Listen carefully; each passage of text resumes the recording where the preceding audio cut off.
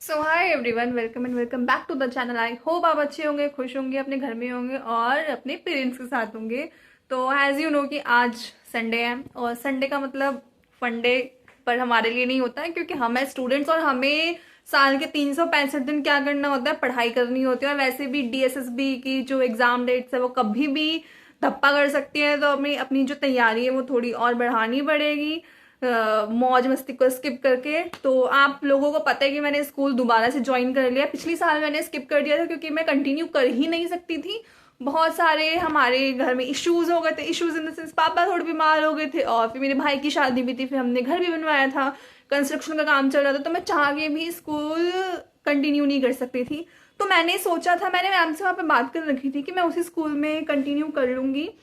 पर वो कहते हैं ना, जब हमें अच्छी अपॉर्चुनिटीज़ मिल रही हैं तो फिर हम क्यों वापस उसमें जाएं।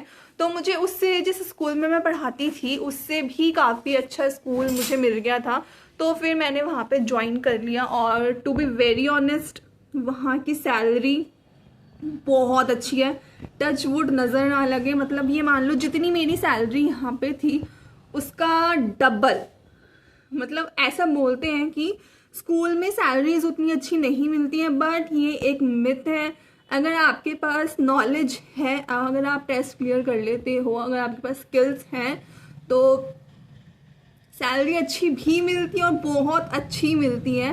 तो जिस स्कूल में मैं हूँ वो काफ़ी अच्छा स्कूल है और बेस्ट चीज़ ये है कि वो दिल्ली का माना हुआ स्कूल है। हर किसी का वहाँ पे सिलेक्शन इतनी इजी नहीं होता, क्योंकि मैंने खुद वहाँ पे जाके 4 टेस्ट क्लियर किए हैं और बहुत सारे लोग बैठे, मतलब बहुत सारे जजेस बैठे होते हैं। वो कभी, मुझे सच बताऊँ, जब मैं इंटरव्यू देने गई थी तो मुझे ऐसा फील हो रहा था कि मैं किसी आईएएस का इंटरव्यू दे रही हूँ। मतलब इतना ज़्यादा टफ था। और कभी कोई यहाँ से क्वेश्चन थ्रो कर रहा है, कभी यहाँ से पूछ रहे हैं, कभी वहाँ से पूछ रहे हैं, और आपको अपने फेस पे एक स्माइल बना के रखनी होती है। मैंने मतलब आईएएस के इंटरव्यूज़ देखे हैं और उन लोगों की हालत क्या होती है, वो कैसे कैसे क्वेश्चंस पूछते हैं, बिल्कुल मुझे वैसी ही वाली फीलिंग हो रही थी। तो क्या हुआ था, उन्होंने मुझे ऑन द स्पॉट नहीं बताया था कि मैं सिलेक्टेड हूँ या नहीं, पर बाद में उन्होंने बताया था, मतलब कॉल आई थी कि इस दिन से आपकी ज्वाइनिंग है और आप आ जाना।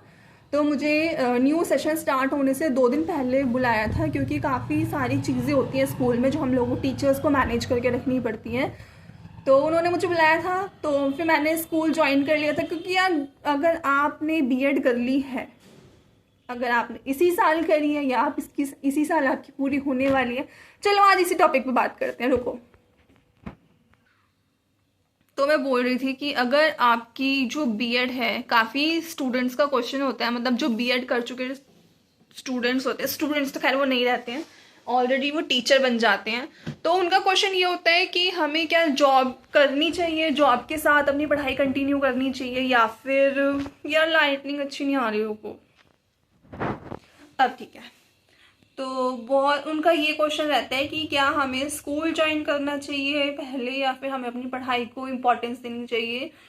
तो अकॉर्डिंग टू मी, अगर मैं अपने एक्सपीरियंस से बोलूँ, अगर आपने बीएड जून में ख़त्म कर रहे हो, इस साल कर रहे हो, तो आप मिनिमम 6 महीने या फिर 1 साल अपनी पढ़ाई करो, क्योंकि उस टाइम आपके पास कोई प्रेशर नहीं होता। अगर आप एक बार स्कूल में लग गए तो आपके पास प्रेशर होगा। और जो टीचर्स होते हैं उनकी लाइफ ऐसे नहीं चलती है, उनकी लाइफ रोलर कोस्टर की तरह चलती है। कभी बहुत ज़्यादा काम आ जाता है, कभी बिल्कुल भी काम नहीं होता, कभी ऐसा होता है कि आपको ऑन द स्पॉट ही सारी चीज़ें करके देनी है, स्पेशली जब रिजल्ट और एग्जाम टाइमिंग होता है या कुछ इवेंट्स होते हैं, कुछ फेस्टिवल्स होते हैं। बस ऐसा लगता है कि टीचर्स को फेस्टिवल में छुट्टी मिलती है, पर टीचर्स के पास भी काफ़ी ज़्यादा काम आ जाता है।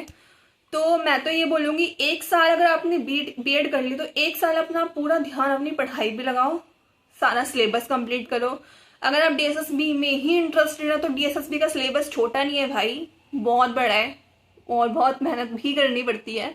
1 साल में तो आप सिर्फ अपना सिलेबस ही कंप्लीट कर पाओगे। और डीएसएसबी की जो डीएसएसबी किया है यार, किसी भी, मतलब किसी भी अगर आप फील्ड की ले लो, तो उसमें क्या होता है कि बहुत रेयर ही होती हैं कुछ पोस्ट जिसकी हर साल वैकेंसी निकलती है, वरना डीएसएसबी की जो वैकेंसी वो 3 साल के बाद निकली है। तो अब जो नेक्स्ट वैकेंसी आएगी वो 3 साल तक आप भूल जाओ, मिनिमम 3 साल, मैक्सिमम 4 से 5 हो जाए तो पूछो मत।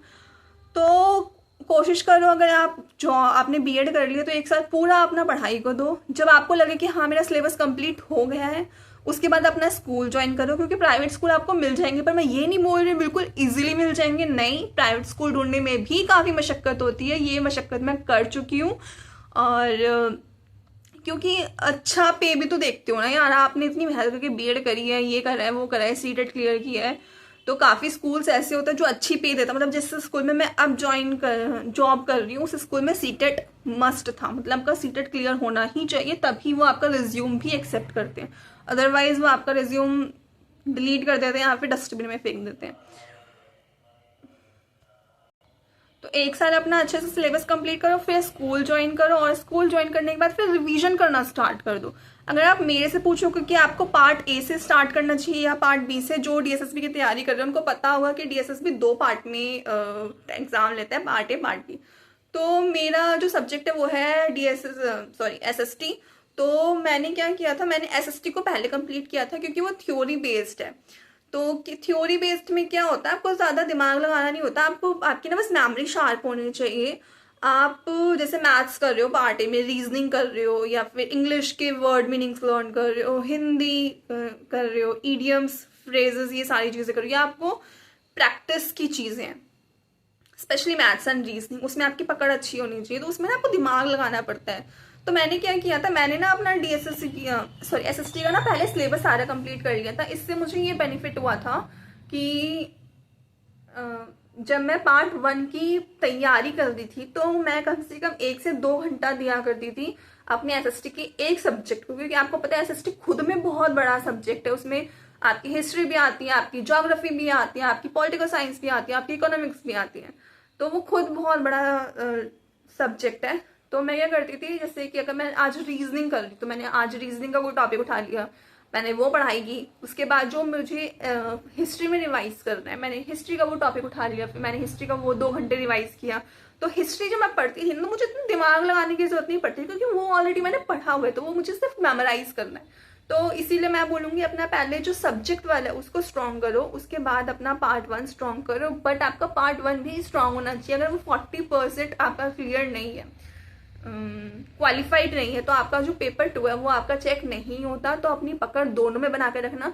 अगर आप मुझसे पूछोगे, क्योंकि मैं काफ़ी टाइम के बाद स्टडी के ऊपर वीडियो बना रही हूँ, बहुत सारी चीज़ें हो गई थी, आप सबको पता ही है कि मैं अपडेट नहीं दे पाई थी, क्योंकि भाई की शादी हो रही थी, तो काफ़ी बीच में ऐसा नहीं मैंने पढ़ाई छोड़ दी थी, मैं पढ़ाई कर रही थी, बट मैं वीडियोज़ नहीं बनाती थी, क्योंकि मेरा मन भी नहीं करता था। फिर इतनी सारी चीज़ें घर में होती है ना, तो आपका वीडियो बनाने का मोटिव हो जाता है, तो इसी वजह से फिर मैंने वीडियोस एंड ऑल ये सब बनाना बंद कर दिया था। तो मैंने अपना सिलेबस फिर कंप्लीट कर लिया था। अब जो मेरा चल रहा है वो चल रहा है सिर्फ मॉक लगाने का और रिवीजन करने का, और कुछ कुछ टॉपिक्स हैं जहाँ पे मुझे प्रॉब्लम आती है, आई थिंक आपको भी प्रॉब्लम आएगी। तो अब मैं अपनी पढ़ाई दोबारा से मतलब वीडियो में स्टार्ट कर रही हूँ। तो अगर आपको मतलब मैं अपनी प्रॉब्लम बताऊंगी, अगर आप उससे रिलेट करते हो तो उसका सोल्यूशन भी बता दूंगी आपको कहाँ से क्लियर करनी है। मतलब जहां से मैंने क्लियर किए तो आप लोग भी वहां से क्लियर कर सकते हो, अगर हमारा डाउट सेम है तो मिलते हैं गाइस नेक्स्ट वीडियो में। मैंने जो पहले स्टडी बेस्ड वीडियो बनाती थी, आप लोगों ने बहुत प्यार दिया है उस वीडियो को, तो मैं आपसे उम्मीद करती हूँ कि इस वीडियो को, अब से जो वीडियोस मैं स्टार्ट कर रही हूँ व्लॉगिंग की, स्टडी व्लॉग की, उसको भी आप बहुत ज़्यादा प्यार दें। क्योंकि उस टाइम पे तो यार मतलब आप लोग इतने कमेंट्स कर करके पूछते हो, और मुझे इतना खुशी होती थी कि यार कि चल जो मेरा डाउट है वो सामने वाले का डाउट है, और मैं किसी के काम तो आ रही हूँ एटलीस्ट। और अब लाइफ थोड़ी सी तो डिफिकल्ट होगी, क्योंकि उस टाइम पे मैं पूरे दिन घर में रहती थी, और आपको पता है मैं मतलब 10-10 12-12 घंटे पढ़ती थी, मेरे यहाँ पे ऐसे डार्क सर्कल्स भी हो जाते थे। तो अब जॉब करनी है, तो आपको पता है 3 बजे तक तो स्कूल की टाइमिंग ये होती है। मैं सुबह निकल जाती हूँ 7 साढ़े 7 बजे निकल जाती हूँ, क्योंकि जो स्कूल है वो थोड़ा सा दूर है मेरे घर से, पर वो पैकेज अच्छा दे रहा था, तो मैंने फिर वो वहाँ पे ज्वाइन कर लिया था। थोड़ा सा दूर है बट इतना चलता है यार, क्योंकि वैसे भी मुझे घर के ज़्यादा काम करने होते नहीं है, मेरे पेरेंट्स काफ़ी ज़्यादा सपोर्टिव हैं। तो फिर सुबह में मतलब शाम को मुझे आते आते 4 बज जाते हैं, 4 साढ़े 4 तो आराम से बज जाते हैं। फिर उसके बाद आने के बाद मैं सो भी जाती हूँ, पर अब मैंने ट्यूशन्स हटा दिया, मैं ट्यूशन्स नहीं पढ़ाती क्योंकि टाइम ही नहीं मिल पाता, और ट्यूशन पढ़ाने की नीड भी नहीं होती। जैसे मैंने आपको बताया कि सैलरी काफ़ी अच्छी है, तो उसकी नीड भी नहीं होती, वो सब कुछ कवर हो जाता है। इस वजह से फिर सोने के बाद जब मैं उठती हूँ तो फिर थोड़ा सा इधर उधर करके घूम के चाय वाय पी के फिर मैं अपना पढ़ने बैठ जाती हूँ।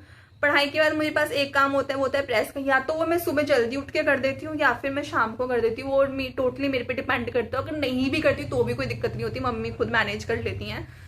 तो पढ़ाई करती हूँ और मेरा मैक्सिमम टाइम होता है 12 साढ़े 12 तक मैं सो जाती हूँ, क्योंकि सुबह स्कूल भी जाना होता है। तो अगर मैं ये कहूँ, अब मेरे पास थोड़े चैलेंजेस ज़्यादा हैं एज़ कम्पेयर टू पहले, क्योंकि पहले मेरे पास पूरा दिन होता था, पूरी रात होती थी। तो बहुत बार हम लोग साथ में रात में भी पढ़ाई की है हम लोगों ने, और सुबह 5-5 बजे सोए हैं पूरी रात पढ़ के, और फिर सुबह 8-9 बजे उठ रहे हैं और फिर पढ़ने लग रहे हैं। पर अब लिमिटेड टाइम है, और आई थिंक जो लिमिटेड टाइम होता है, एक आईएएस मैम बनी थी, मुझे उनका नाम नहीं पता, वो आरबीआई में थी और उसके बाद उन्होंने आईएएस क्लियर किया। तो उन्होंने कहा था कि जब हमारे पास कम टाइम होता है ना तो हम क्वालिटी ऑफ एजुकेशन लेते हैं, और ये बात बिल्कुल सच है, क्योंकि ये मैंने खुद फील किया है कि जो मैं स्कूल ज्वाइन करने के बाद जो मैं पढ़ती हूँ ना, तो उसमें क्या होता है कि आपको फोकस्ड रहते हैं आपका कि अच्छा मुझे इतना पढ़ना है, ये मैं पढ़ रही हूँ, और ये मुझे नहीं पढ़ना, मुझे ये नहीं, तो मैं नहीं पढ़ रही हूँ। और आप उतना ही पढ़ते हो जितना आपके दिमाग में घुसता है, और जब आप पढ़ते हो तो वो दिमाग में घुसता भी, आपके पास ना वो फालतू की थॉट्स नहीं आते कि अच्छा मुझे ये करना है, मुझे वो करना है। तो इस चीज़ का बेनिफिट तो है, बट थोड़े से ड्रॉबैक्स भी हैं, वो हम मैनेज कर लेंगे। देखो मेहनत तो हम पूरी कर रहे हैं, बाकी होना ना होना इट्स ऑल अबाउट लक। कहने वाली बात है, उसने मेहनत करी थी इसलिए उसका हो गया, और उसने नहीं करी थी उसका नहीं हुआ। अरे जिसका सिलेक्शन नहीं हुआ उससे पूछो ना यार, उसने कितनी मेहनत की होगी। हो सकता है यार सारी किस्मत की बातें हैं, और मेहनत तो हम कर ही रहे हैं। मैं भी मेहनत कर रही हूँ, आप भी मेहनत करो। पता नहीं डीएसएसबी कब अपना भंडा फोड़ दे और कब हम पे बम फोड़ दे कि भाई अब आज जाओ पेपर देने के लिए डीएसएसबी। अगर यार पता है डीएसएसबी की जो सबसे बुरी बात मुझे ये लगती है, इवन हमारी जो इंडिया का सिस्टम है, मुझे सबसे गंदी बात उसकी ये लगती है कि वो कैलेंडर तो जारी कर देते हैं पर उसके अकॉर्डिंग नहीं चलते यार। एटलीस्ट आप बच्चों को बताओ तो सही कि इस मंथ में हम आपका वो दे रहे हैं और इस मंथ में आपका एग्जाम होगा, तो बच्चों के पास ना पूरा साल पड़ जाता है। मतलब वो जो पर्टिकुलर टाइम में बच्चे उसको ना क्या बोलूं मैनेज कर लेते हैं। अब क्या हुआ था कि मैं फर्स्ट टाइम डीएसएसबी का एग्जाम दे रही हूँ, मेरी तरह बहुत सारे जो एस्पिरेंट्स हैं वो होंगे जो फर्स्ट टाइम दे रहे हैं। तो पहले मुझे लगा कि अच्छा यार मई में हो जाएंगे एग्जाम, तो मैंने 2 महीने के हिसाब से अपना जो प्लान है वो बनाया। मई आ गया, बाद में पता चला कि यार जून में इलेक्शन है, तो इलेक्शन के बाद होंगे, हो सकता है कि एंड ऑफ जून हो जाए। तो 1 महीने का प्लान और एक्सटेंड किया। फिर याद आया कुछ लोग बोल रहे कि यार जुलाई में नहीं, अगस्त जून में नहीं, जुलाई या अगस्त में होंगे। फिर तो बंदा इसमें क्या होता है ना, ना घर का रहता ना घाट का रहता, ना तो वो अच्छे से अपना स्ट्रैटेजी प्लान कर पाता और ना ही अपना फोकस कर पाता है। क्योंकि जब हमारे पास टाइम कम होता है ना, तो हर इंसान की ये फितरत होती है, वो मेन चीज पढ़ते हैं। अब मेन का चक्कर में जो नॉर्मल चीज होती है वो छोड़ देते हैं, फिर पता चलता अच्छा टाइम एक्सटेंड हो गया, तो बहुत भसड़ है। तो इसलिए मैं बोल रही हूँ नेगेटिव थॉट्स मत लेके आना अपने माइंड में। मेरे अंदर भी आए थे बट मैंने वो सारे निकाल दिए, आप भी निकाल दो। क्योंकि मेहनत तो यार सब करते हैं बट सबकी किस्मत नहीं चमकती है, सीधी सी बात है। हो गया तो बहुत अच्छी बात है, नहीं हुआ तो अगली बार ट्राई करेंगे। तो मिलते हैं। आज वैसे भी संडे मैंने आपको बता दिया। आपका मतलब मेरा जो आज का स्टडी रूटीन होगा वो वीडियो आएगी आपके पास कल। तो मैं आज पूरी व्लॉगिंग कर लूँगी मैं क्या पढ़ रही हूँ क्या नहीं। अच्छा काफ़ी जो एस्पिरेंट्स हैं स्कूल में पढ़ा के ना मुंह से बच्चे ही निकलते हैं। तो काफ़ी जो क्या बोल रही हूँ जो एस्पिरेंट्स हैं उनका क्वेश्चन ये था कि अब आप पढ़ते हुए दिखाते, मतलब पहले वाली वीडियोस में ना मैं कैमरा रख देती थी और अपना पढ़ती रहती थी, बट अब ना यार इतना हो नहीं पाता। आपको पता है जो रूटीन है वो बहुत ज़्यादा हैक्टिक हो चुका है, ये करना वो करना। और पहले मेरे पास 2 फ़ोन थे, तो जो पहला वाला फ़ोन था अब वो ख़राब हो चुका है, तो इसलिए मेरे पास सिर्फ एक ही फ़ोन है जिससे मैं शूट कर रही हूँ। तो मैं नहीं दिखा सकती, ठीक है। पर ये है कि मैं क्या पढ़ रही हूँ क्या नहीं पढ़ रही हूँ और किस चीज़ का रिवीजन कर रही हूँ मैं आपको शुरू में दिखा देती हूँ। आई थिंक उससे आपको आइडिया हो जाएगा। और आपको अगर कोई भी डाउट है आप मेरे कमेंट सेक्शन में आओ, मुझसे पूछो, मैं पक्का क्लियर करूँगी। अगर मैं आपको रिप्लाई नहीं कर पाऊंगी तो मैं वीडियो में उस आंसर को ज़रूर ले लूँगी। क्योंकि काफ़ी लोगों के मैसेज आते हैं, कमेंट्स आते हैं कि थैंक यू मैम आपने हमारी ये क्वेरी सॉल्व कर दी, ये प्रॉब्लम सॉल्व कर दी, हमें भी सेम प्रॉब्लम होती है। और मैंने एक टाइम टेबल भी शेयर किया था, उसमें काफ़ी सारे व्यूज़ आए थे और काफ़ी अच्छे अच्छे कमेंट्स भी आए थे। और मैंने चैनल भी बताया था मैथ्स के लिए। अगर आपको किसी और सब्जेक्ट का चैनल चाहिए तो भी मुझे बताना, मैं आपको पक्का बताऊंगी। मुझे बताने में कोई शर्म नहीं है, कोई डाउट नहीं, क्योंकि मेरे घर से कुछ नहीं जाना, आपके घर से कुछ नहीं जाना। अगर हम एक दूसरे की हेल्प कर सकते तो क्यों ना करें यार। वैसे भी आज के टाइम में इंसानियत बिल्कुल ख़त्म हो चुकी है, अगर थोड़ी बहुत अगर हम जिंदा रख सकते हैं तो काफ़ी अच्छी बात होगी। तो अपने पढ़ाई जारी रखिए, और जब तक पढ़ सकते हो, आपको टाइम मिल रहा है पढ़ने का, क्योंकि काफ़ी सारे लोग ऐसे होते हैं जिनको पढ़ने का टाइम नहीं मिलता और वो पढ़ना चाहते हैं, बट हम लकी, हमें पढ़ने का टाइम मिल रहा है तो भाई पढ़ो। हमारे पास कोई काम धंधा नहीं है, हमें बस पढ़ना है तो पढ़ो यार। और चलो मिलते हैं नेक्स्ट वीडियो में, और देखते हैं कि मैं आज संडे का टाइम, जो मतलब संडे का दिन है, वो कैसे यूटिलाइज करती हूँ। क्योंकि गर्मी बहुत ज़्यादा हो चुकी है तो घूमने भी कहीं नहीं जा सकते हैं, और तो हमने सोचा कि क्यों ना पढ़ लें। तो आज का मेरा टारगेट है कि कम से कम 8 घंटे तो मैं पढ़ूं, और 8 घंटे पढ़ने भी चाहिए यार अगर आपको कोई एग्ज़ाम क्लियर करना है तो। बाय, मिलते हैं नेक्स्ट वीडियो में।